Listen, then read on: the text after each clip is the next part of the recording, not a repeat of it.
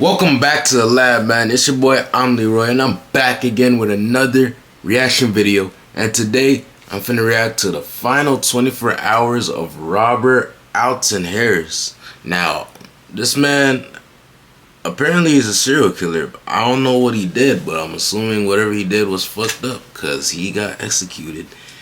He was the first person to be executed in California in 25 years. I want to know, I'm curious to know what he did in order for him to get executed. So without further ado, if you're new to the channel, make sure you like, comment, subscribe. Let me know any other videos y'all want me to react to in the comments down below.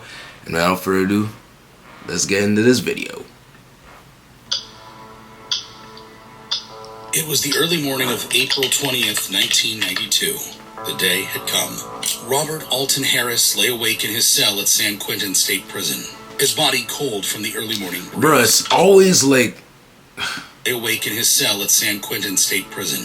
His body cold. I don't know, it's always those people with that thick-ass mustache that end up being like the weirdest fucking people on earth. Like, never trust any nigga with a mustache like that. If you see a nigga with a mustache like that, look the other way. Don't even bother him, because they're always the weirdest ones. The early morning breeze. The early morning breeze from the open window had cooled. Never trust a thick mustache nigga. Oh shit, my fault. Wasn't enough to have nightmares. I had to freeze to death too. I closed my eyes, but I couldn't close my mind, counting down the few hours I have left. 14 years ago, Harris abducted two teenage boys, John Majewski and Michael Baker, executing them in cold blood before finishing their half-eaten burgers.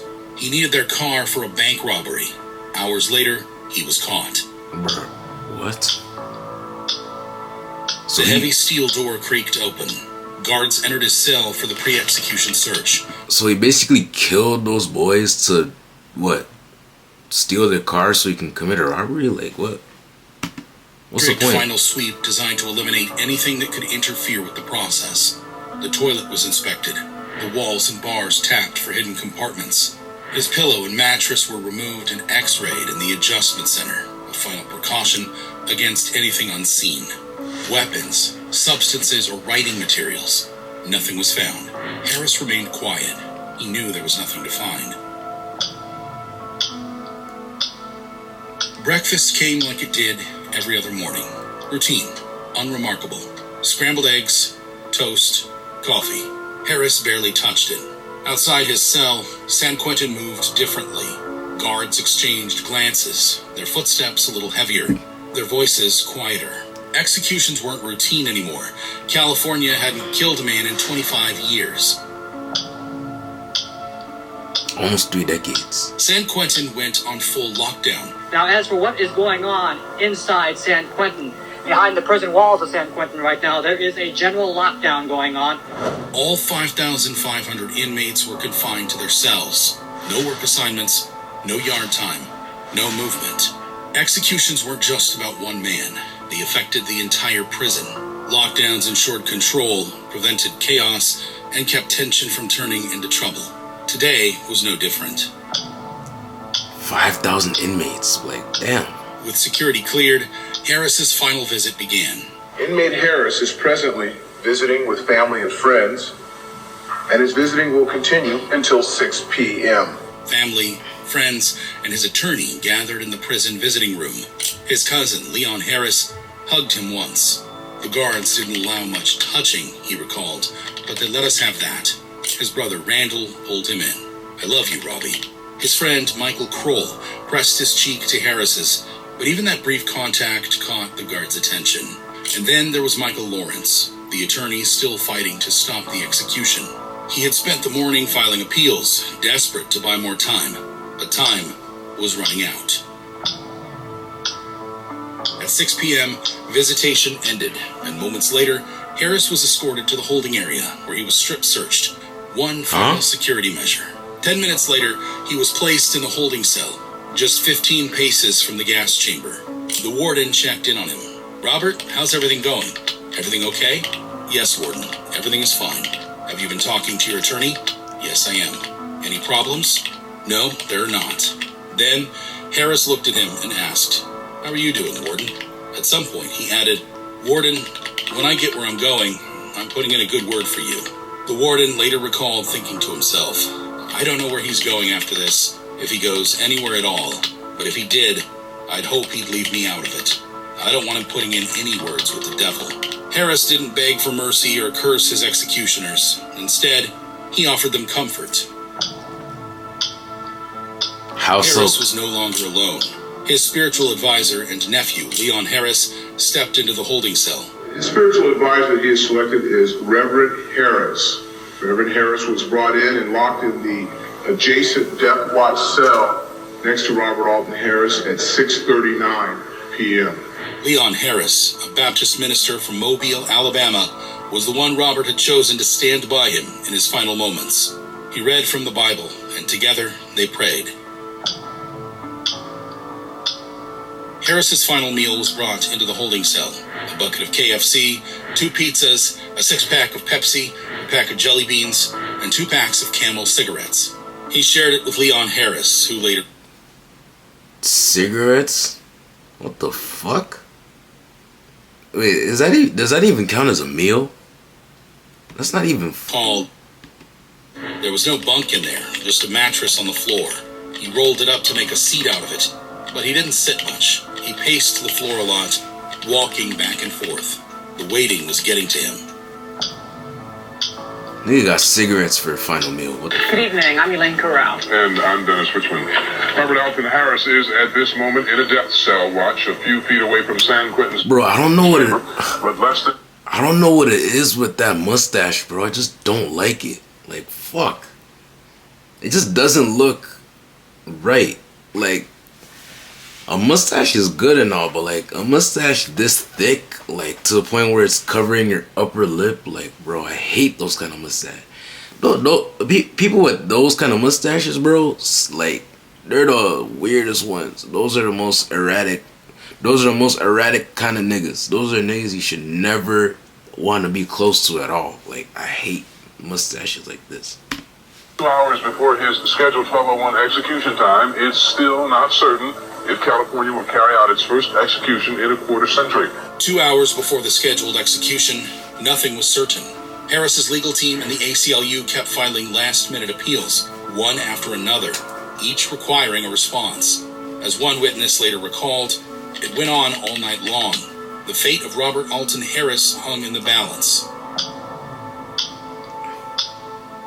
The execution team arrived. No more delays, no more appeals. This was it. At least that's what they thought. Fate, or the courts, weren't done with him yet. The phone rang. Harris's attorney had news. "I've got good news and bad news," he said. "The good news, you've got to stay. The bad news, it's only 4 hours." Just before midnight, the courts intervened again, stalling the execution. Judges debated whether cyanide gas was just a method of death or a form of torture. The hour was late, but there was no sleep left to find. The warden arrived at the death cell, flanked by 2 prison officials. There wasn't much to say, just a brief exchange between a man about to die and the one overseeing it. 5 minutes later, the process began. At the warden's verbal signal, the lieutenant in charge of the gas chamber stepped forward and unlocked the cell. "Remove all your clothing," he instructed. Hey. Even his socks had to go. A guard entered, handing Harris Move all your clothing. We want to see your dick. Is that what they want?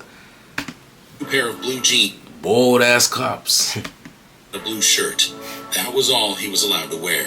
He was ready for the chamber. Remove all your clothes. The final audience took their places. Is that actually what they said? 57 people, family and friends of both Harris and his victims, state witnesses, and journalists, were led into the witness chamber, where they stood in a semicircle around the gas chamber. Harris's friend, Michael Kroll, later described it as half modern law, half medieval contraption. "These things aren't new stainless steel. This was an old machine, operating unchanged since 1941. The execution team entered with Harris in tow. He walked in calmly, almost unnervingly so, every hair in place, neatly dressed. He chatted with the guards, exchanged lighthearted banter, even smiled at people. But to the victim's family... Bro, like, how can you smile knowing that you're gonna literally die? Like, I don't understand people like that. Like, you're smiling knowing that you're gonna be in the chair and you're gonna get the needle, knowing that you're gonna freaking die there. Like, sheesh. This nigga got nothing to lose, clearly. It was something else entirely. A smirk played on his lips, a swagger in his step. One witness saw a man showing off, another just a criminal who had never shown remorse. The team led him to a metal chair marked A.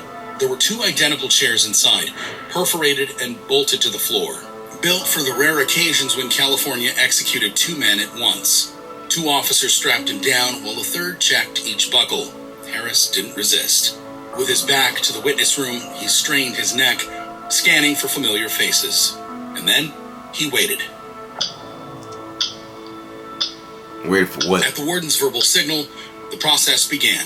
Live back at San Quentin, the execution gas was slow. has been released into the gas chamber. The gas has been released into the gas chamber of Robert Alton Harris. Harris glanced down.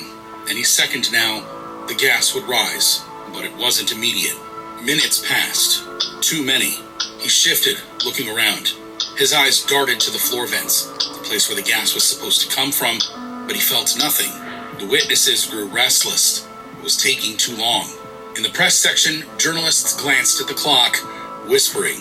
Someone muttered, "How long has it been?" Then a sound. A phone. 2 loud, jarring rings. The room froze. Then, from the witness section, a sudden cry. "Oh my God, no!" A 4th stay.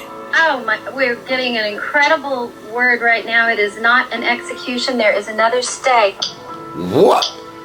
Wait, another stay? Wait. So that means they didn't execute him that day? Gordon made the call. Harris wouldn't be moved back to death row. He would remain in the holding cell. The fight over his fate wasn't over. Efforts were still underway to push the execution forward. His cousin and spiritual advisor, Leon Harris, was there, watching the exhaustion take over. Robert sat slumped on the rolled-up mattress, his head down, barely speaking.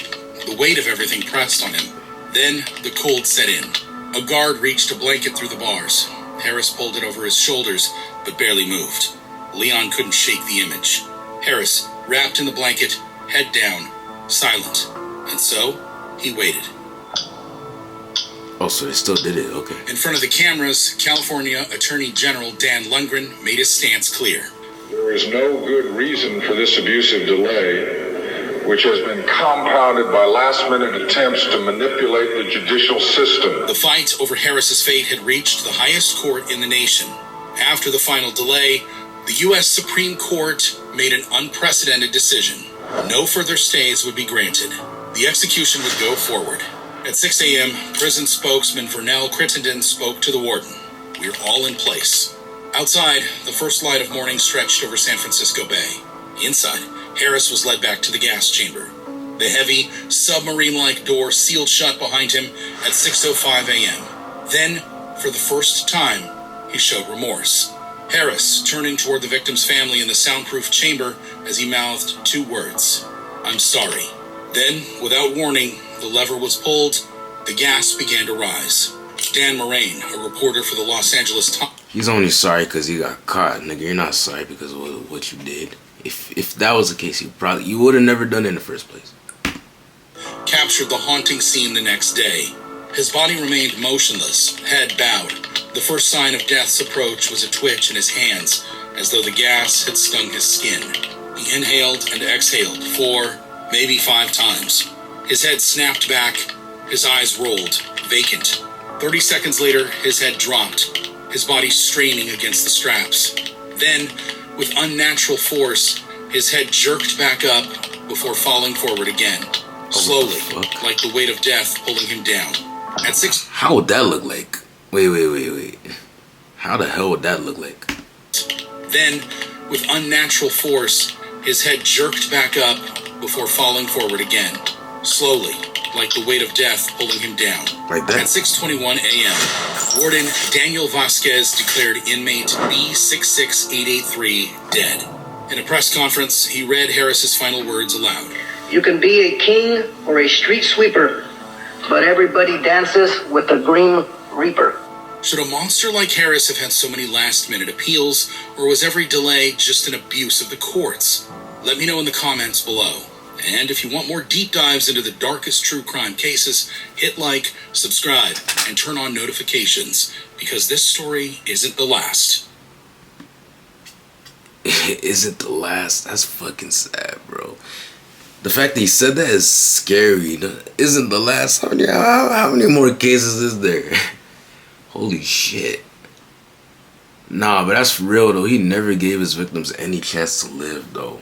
Why would the courts grant him a second chance at life? That's a good fucking question. Like, not only did he murder them, but he also ate their half-eaten burgers. Like, bro, that's crazy business.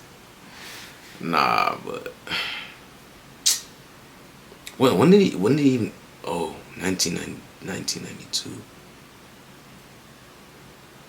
But nah, for real though, what kind of guy kills two 16-year-olds in cold blood?